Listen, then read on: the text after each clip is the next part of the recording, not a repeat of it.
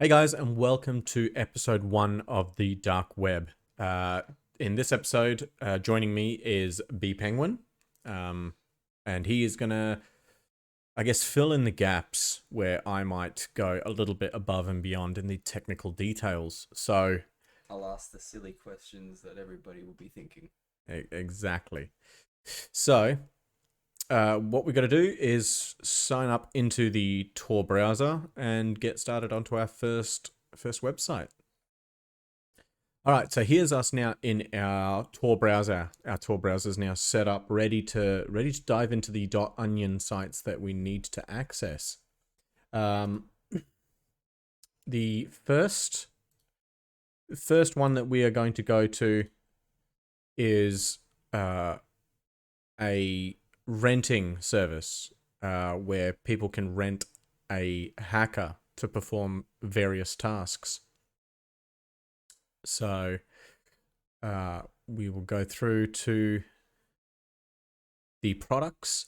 So in this website, it is an experienced or claiming to be an experienced hacker offering the services, typically illegal. So coming down here, he's trying to explain what sort of technical details it is they have, doing DDoS, zero-day exploits, highly personalized Trojans. So if you don't know what any of those things are, you can research them. I guess I could quickly cover some of them. A zero-day exploit is a kind of a backdoor that is unclosable. So some services such as routers, Cisco, that sort of stuff have had zero-day exploits in their older models, things like that. Obviously, with newer models, they come up with patches or different structures to stop those sorts of zero-day exploits. About bots. A bot? That sort of like automatic hack sort of stuff, or Yeah, so a bot. So what he would be explaining here is that he is a bot master. So he's got an army of computers ready to do whatever it is that he wants. So, like the links that we have been covering in YouTube comments, he can start posting those links. He just pumps in a script that gets sent to all of these computers, part of the botnet, and they will perform whatever tasks he wants. it's almost like an automated system posting these links where he needs them and wherever he wants them, sort of, or Yeah, wherever he's hired to place them. yeah, and also the bots are going to be a very big part in this DDoS part. Yeah. So a DOS attack is a denial of service. That is where you start sending lots of traffic to a particular service or a website or something like that to pull it offline because it can't keep up with the traffic flow. DDoS is a distributed denial of service. So software now in recent years has become very smart to DOS attacks. So DDoS was introduced to spread that workload over many different computers so that they couldn't pinpoint a single source for all this high traffic. This made it a lot harder to stop. There are services out there that can prevent DDoS, but they are, I guess, hit and miss. They're not always going to be 100% perfect because there are ways around it. They just need to be very sophisticated with their DDoS. So if we scroll down a little bit further, he's claiming that he's very good with his written and spoken English, Spanish, and German. So I guess those three languages are your biggest users right there. What I'll do, I will do anything for money. I don't know if I'd be advertising that. But if we come down a little bit further, here are the products listed I like out. how he points out that he is not a pussy. I know. That's very professional for a hacker. Very. Um, so down here in the products, small job, for example, email and Facebook hacking, installing Trojans, and small DDoS. €250. So obviously, someone from Europe, if they're using euro, that means that this is more likely where he's based, or she, or they. I imagine it's probably a collection of people. And then it starts to work up in regards to jobs. So small job, medium job, large job, and then an instant reply. So if you want to bump your priority up there. There are other hacking sites out there where they offer to change medical records, university grades, criminal charges, I think, a variety of different things that they'll offer to do. None of these I would recommend. If anyone out there is considering using something like this after seeing it or has been thinking about it previously, don't do it. Bitcoin is completely untraceable. So potentially this person could just take your money and run. And there's nothing you could do about it. You won't get a refund. And you can't tell anyone either because it's illegal. So don't risk it. You shoot yourself in the foot in the process. Yeah, exactly. So this is renting a hacker. This sort of stuff does exist in the darknet. And it's not uncommon either. It's quite an abundance. So now the next website that we are going to,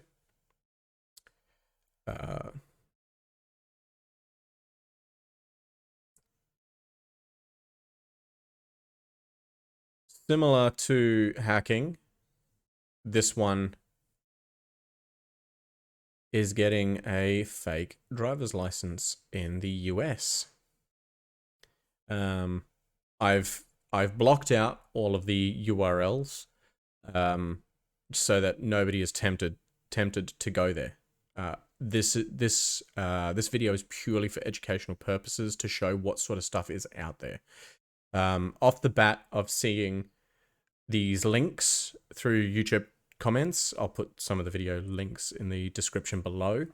Some people are wondering why people are doing this in regards to bots posting these scam links. Ultimately, it comes down to monetary gain.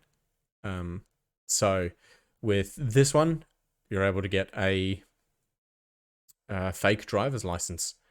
It's claiming to have the original hologram and UV microprint, laser engraving. I don't know much about US driver's licenses, so if anybody watching this is in the States and could just drop a comment below if something like this, if these details are accurate to an American driver's license. It would be good to see if what they're claiming is actually real.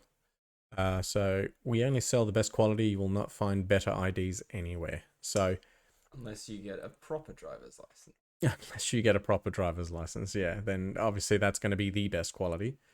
But that implies that there are other sites, and there are many sites to getting fake licenses and fake IDs. So if we come down here, it seems to have all the states. So, I guess not all the states. It's got quite a few of them. Living in Australia, I don't know all the states off by heart. So, yeah, comment below if you can get the ones that are missing. But they all seem to be the exact same price. So everything in the darknet is converted from a currency to a Bitcoin amount, because that's all they deal in. So within the Tor network, when using the Tor network, you are kept completely anonymous. So this particular page doesn't know where I am, doesn't know where this request to view it has come from.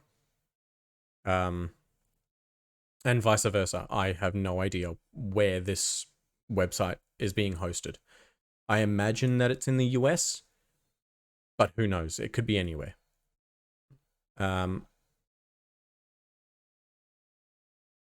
Yeah, very interesting. I know that they have fake licenses for most countries, so we can dive into some other ones. This one was just very quick to being found, which was, Mm. I guess, not overly surprising.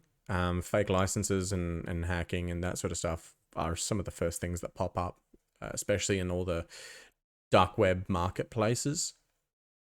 So this is the fake IDs. Um, Again, none of this stuff I would recommend attempting, because it's all in Bitcoin. It can just disappear. Your money could disappear, and that's it. You're gone. Uh, so just don't risk it, because the I know that the judicial system in the US is quite harsh. So I imagine getting caught with something like this.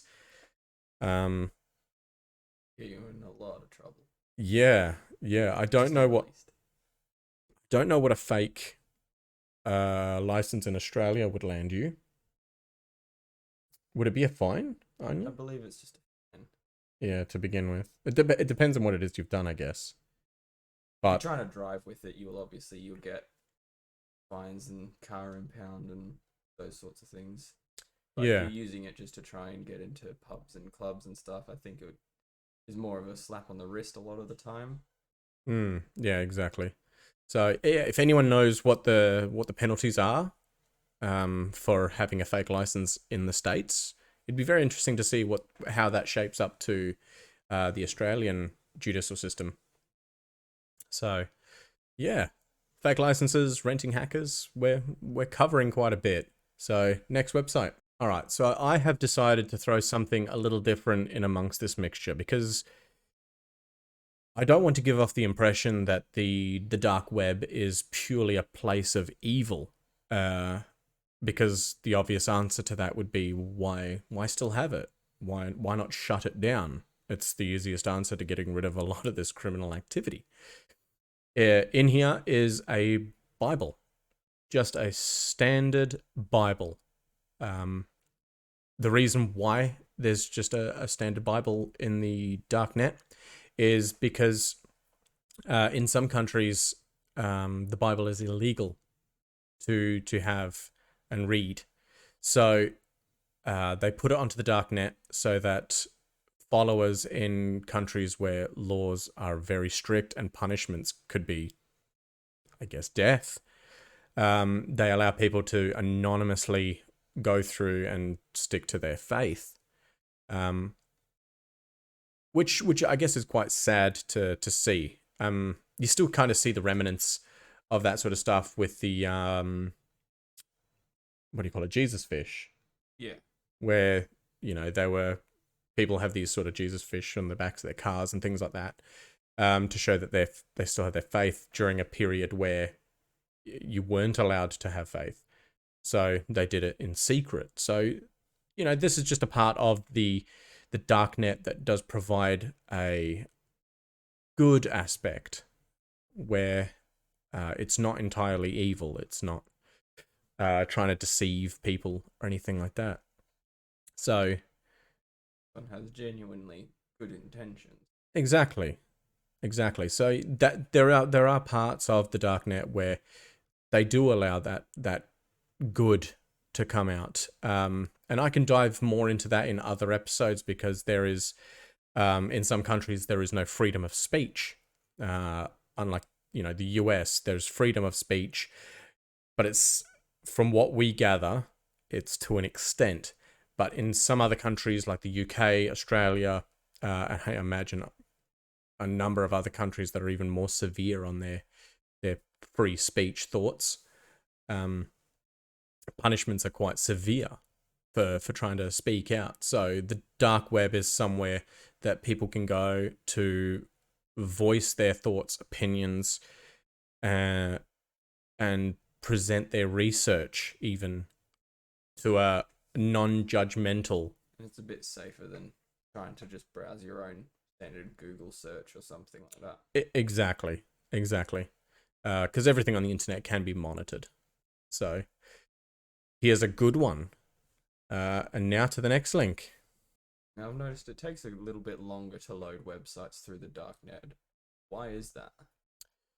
So websites will take a little bit longer because there is a minimum of 3 hops through onion routing. So if anybody is familiar with a VPN, that is an encrypted tunnel from point A to point B.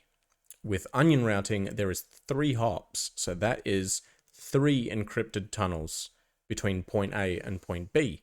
So your traffic is bounced from where you are to another Tor relay through another Tor relay to the actual website. So your traffic could be going around the world, back, and then sent back over the world again. Essentially, it's creating a massive latency issue. Yeah, effectively. By connecting through so many Tor relays, which are all encrypting the traffic. Yeah, it's definitely going to slow the process down of internet browsing. You've probably already noticed that there's some familiar cartoons here. I might actually blur them out, just so that we don't give the wrong idea. But you can see by the name of it as to what it's implying. So this is a drug market. This is where people can buy, I guess, a different number of illicit substances and have them shipped to their country. It even says extremely stealth shipping from the Netherlands. This one is not even trying to hide. They're telling us where it's come from. We know where it's coming from now. And you can see that there's a lot of stuff here that you can purchase. Again, all of it in Bitcoin. So if anyone is purchasing this, they could just take the money and run. And you can't dob on them either, because you're purchasing something potentially illegal in your country, which... Going by this list, most of it will be illegal in most countries. Yeah, I can't think anything is illegal in any country. So, yeah. I'm gonna keep blurring out all the URLs and even the URL links down the bottom, and even some parts of the website are blurred for you right now or blacked out, because we don't want people to try to access these websites. This is purely educational, to show people what's actually out there. There is good, there is bad, and then there is just scary. And this is probably one of those things that leans on the more scary aspect, because being able to purchase large quantities of illicit substances and have them shipped to your country, especially with the extremely discreet, and I believe in some parts of it they're bragging that they're extremely efficient at getting it through. So this is definitely raised red flags. It would be interesting to see how much of this actually gets through customs. But again, I guess it's something that we can't just regularly test. So yeah, here is one of many. Like, when I was going through and finding the right sort of drug market to be looking at, something that wasn't too revealing or too full on, there were heaps of them. They're everywhere. So too many. Yeah, too many. There is everything you want and need is in the darknet. So time for the next site, which is the last one. And this one's similar to the fake US driver's license. This one is fake UK passports. This one is a lot more intense than the fake driver's license, because the fake driver's license, I guess you could just use as proof of age. I guess the passport could be used as proof of age as well, but you're also lying about your own citizenship. Yeah. yeah, this is fraud on another level. Um, so 850 Great British Pounds. A lot of money. It is a lot of money, but it's a fake. It's a fake passport that you're buying, Yeah. which realistically isn't a huge amount of money considering you can't get it anywhere else. Um, but it's pretty disturbing that, you know, potentially people in your country or in my country could be here with a fake passport, um, which is quite disturbing. Especially when there are the other websites that you can see. You know, you've got your drug market, you've got your fake driver's license. There are guns and ammunition websites. Yeah, potentially, as someone could come into a country with a fake passport, fake driver's license, drugs and guns, and all that could be obtained. Obviously, the likelihood of them getting all of that and pulling it all off is very, very slim. And I imagine trying to pull off a fake passport is going to be quite slim as well. You know, it would be interesting to see if we could get our hands on something like this and see if it would actually pass as a legit thing. But obviously, that crosses quite a few moral lines And legal boundaries. Well, legal boundaries, yes, but legal boundaries can always be lifted for testing, things like that. It's more morals and ethics. If you show that it does work, more people are inclined to give it a try if they're in need or if they just want. So, yeah, probably never look at something like that, but frequently asked questions. Shipping is free, ship from the UK. I mean, even this is the fact that it's shipped from the UK. This could just be, I guess, a sting where they're getting people to purchase the passport, and they go there thinking that they're just going to assume citizenship there, and then they get stung the second they enter the airport. After you bought your a passport, we will contact you on the shop message system and give you details about what info we need, pictures, etc. Which is also fairly dodgy because they get all of your details, so your address, all those sorts of things, your name. I'd imagine that an address that have to put a British address, surely.